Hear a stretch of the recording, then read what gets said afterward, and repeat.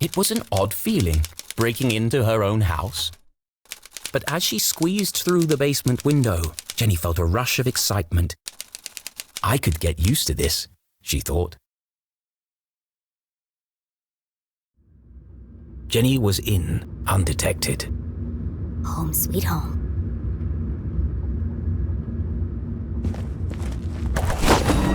What the heck? Who left this here? Jenny's father had never carried a briefcase, and her mother couldn't afford one. Let's see who this belongs to.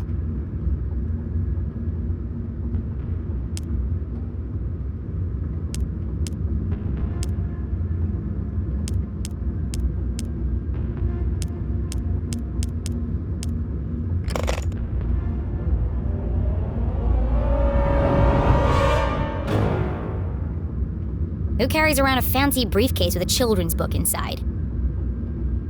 The Hawk and the Weasel. Hang on a second. Jenny recognized the book. She'd seen a copy of it next to the dean's lifeless body. In the library. There must be something significant about it.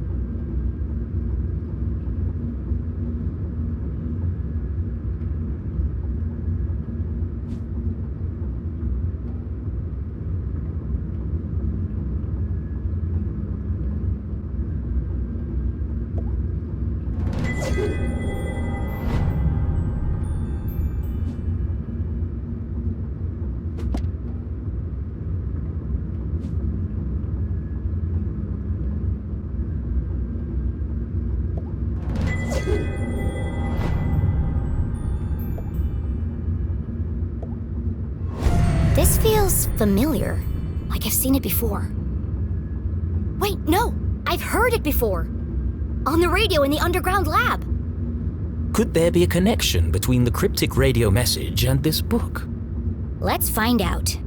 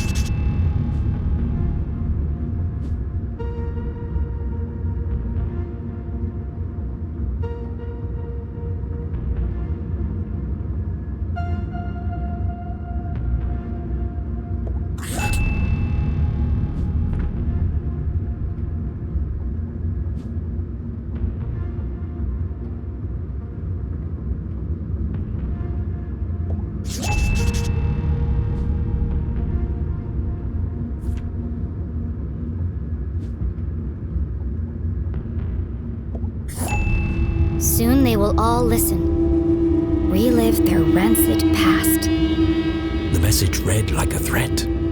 But from who? Could it be a message from the Dean's killer?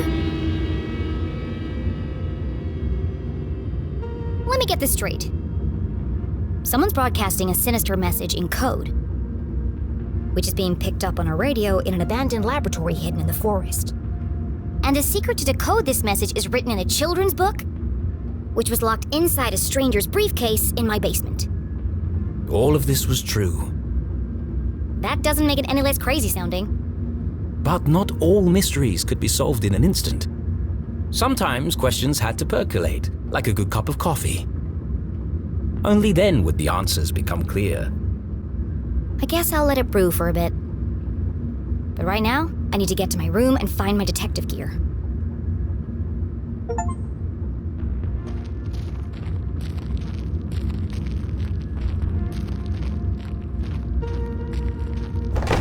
Oh crap!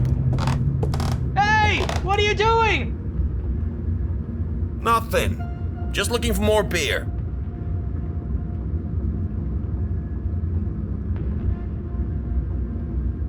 Make yourselves at home, why don't you? Forget about it! There's more in the back of the fridge! They better not eat my cookies. Jackpot! They got cookies too! Hey, have we searched down here yet? You lose one game of cards and suddenly you want to search the house! Can't handle the pressure, eh? Oh, those, sir, are fighting words. You want to put your money where your mouth is? Arthurton's finest, everyone. There was no way Jenny could reach her bedroom without being caught by the police. Which means I can't get my detective gear. Great. But this was a basement, a veritable treasure trove of old possessions. Surely something around here would prove useful? Maybe, but I can't see a thing. Let's shed some light on the situation.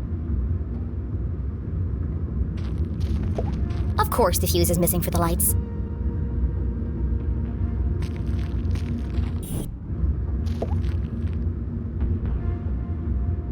Jenny wasn't prone to sentimentality, but seeing her father's desk, the disorganized muddle of books, photos, and the faint smell of ammonia, all reminders that her dad was here not so long ago. Miss you, Dad.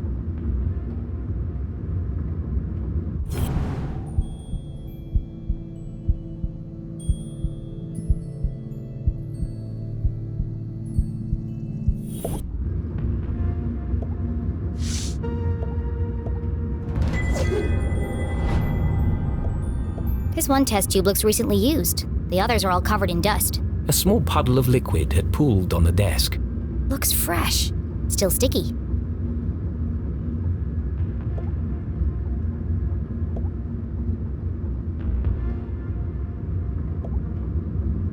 A field guide to fascinating flora.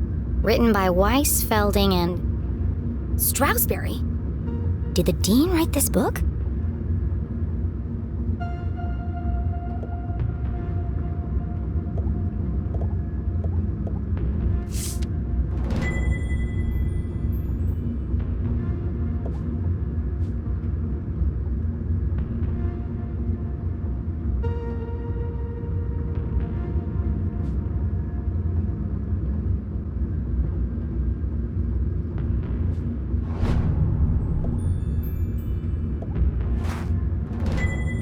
This was years ago.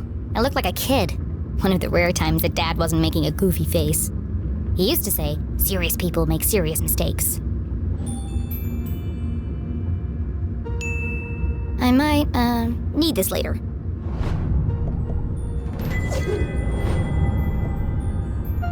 Quantum tunneling and adaptive spectral optics. Sounds like a real page turner. Dad was such a nerd.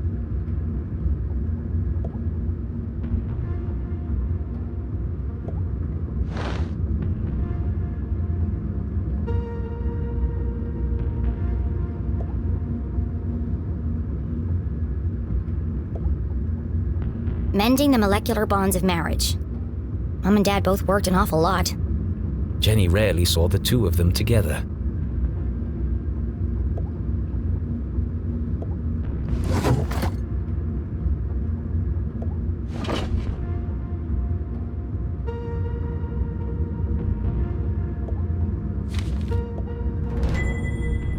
from the day of Dad's accident. Mom must have kept it.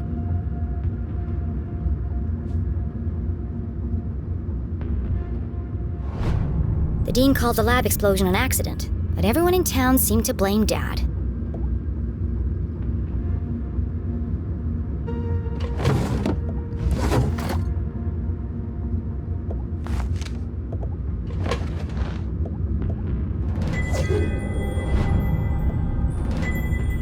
Acrid inspections report.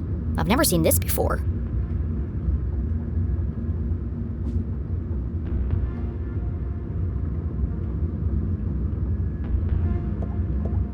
This contradicts the newspaper article which stated my dad made a mistake.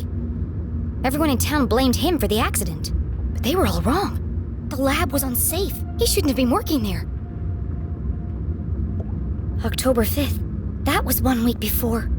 Her father's accident. The dean signed the report. Someone had circled the signature in red pen. He must have known that the lab was unsafe, but still let my dad work in there? Any rational mind could see it. Strong evidence linking her mum to the dean's death. This doesn't prove anything. But it was a clear motive for murder. Revenge. My mom wouldn't do that. But who else would see it that way? There must be an explanation. I just don't know what it is yet.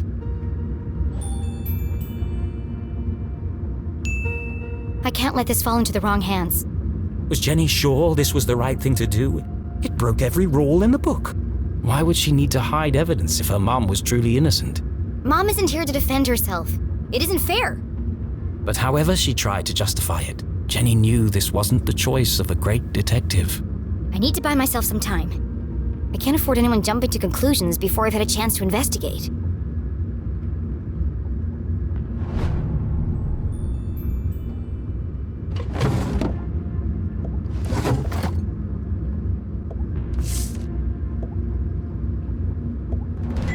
Aha! The missing fuse.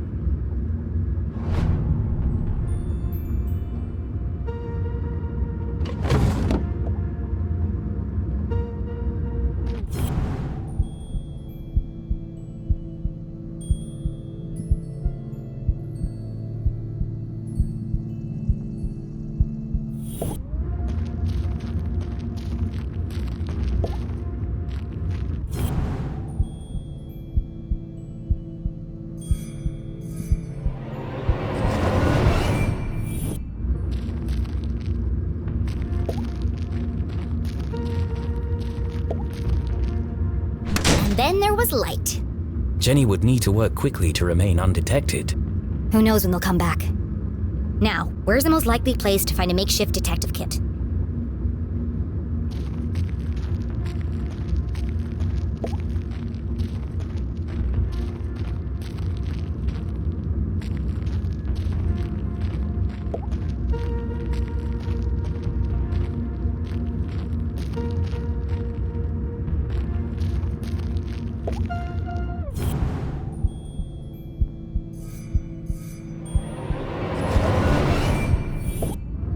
A shaft of light peeked through the boxes. There's more stuff back there. I just need a way through.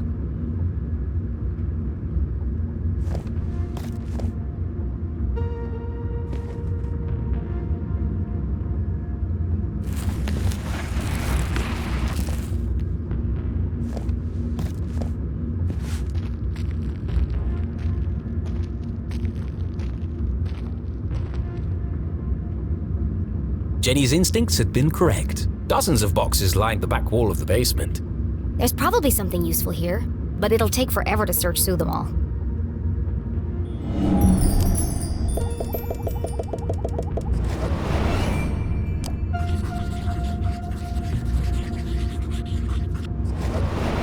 CSI supplies. That must be Mom's old gear.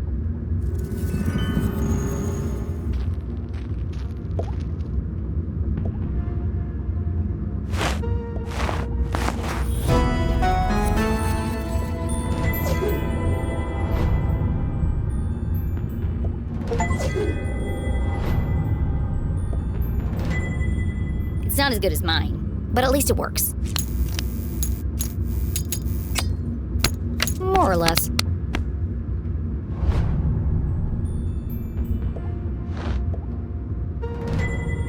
My key to the city. An old set of lockpicks. Tucked away at the bottom of the box, something colorful caught Jenny's eye. She pulled it carefully from the container and unfolded it. This must be Mom's old jacket. It smelled of formaldehyde and fingerprint powder. From her CSI days. And so, she tried it on.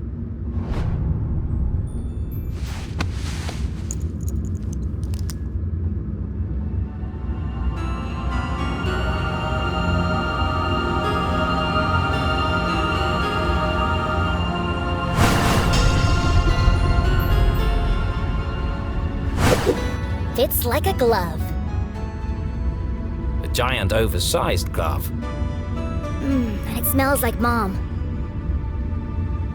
Her mother had never felt so close, and yet so far away.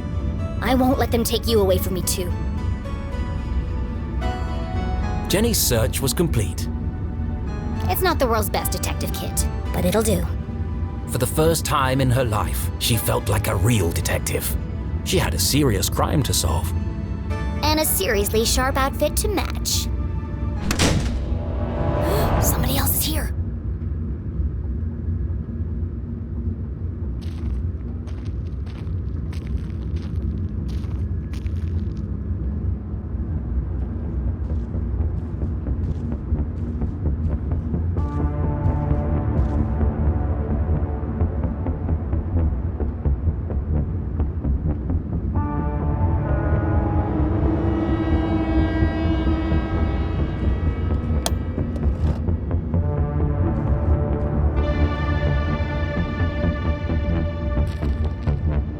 That was no cop. What was he doing in my house? I should follow him.